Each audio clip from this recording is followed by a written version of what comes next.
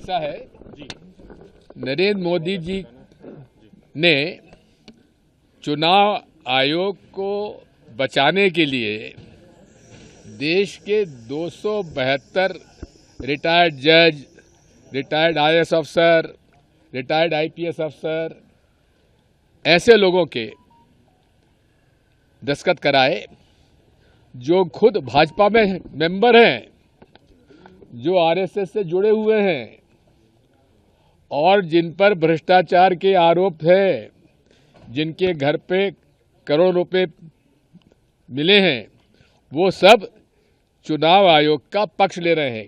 वो चुनाव आयोग जो कि पूरा बेईमानी पर उतरा हुआ है।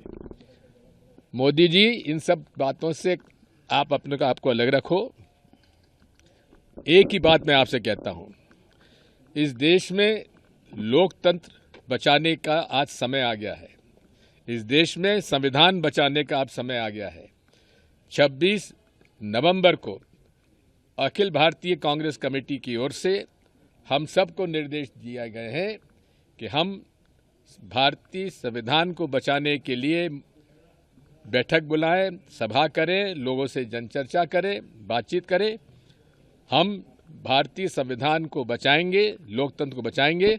और विशेषकर मेरे सभी युवा साथियों में, जेन जी आजकल कहते हैं उसे, जितने छात्र हैं, जितने युवा हैं, जिनके सामने भविष्य है, हमारा तो हो गया, हमने तो लोकतंत्र खूब भोग लिया, लोकतंत्र में खूब हमको इज्जत भी मिली, वोटर को पूरा अधिकार मिला, लेकिन आज एसआईआर के माध्यम से ये लोगों का वोट छीन रहे हैं और ये वोट छीनकर इस देश के लोगों की नागरिकता भी छीन रहे हैं, क्योंकि दूसरा कदम होगा नागरिकता छीनने का।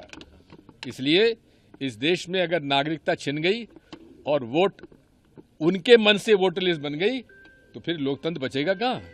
सर, मौलाना अरशद मदनी जिस तरह से बात की, तो क्या जिस तरह से नेपाल में हुआ था उस तरह से यहाँ आक्रामक होगा जैन जी? ये तो आप उस जैन जी से पूछो, मैं तो जैन ए हूँ। सर, अरशद मदनी मौलाना ने कहा है कि लंदन में, न्यूयॉर्क में, अरे तुमको सुनना है तो जोरान ममदानी को सुनो, क्या ट्रंप को उसने छकाया है।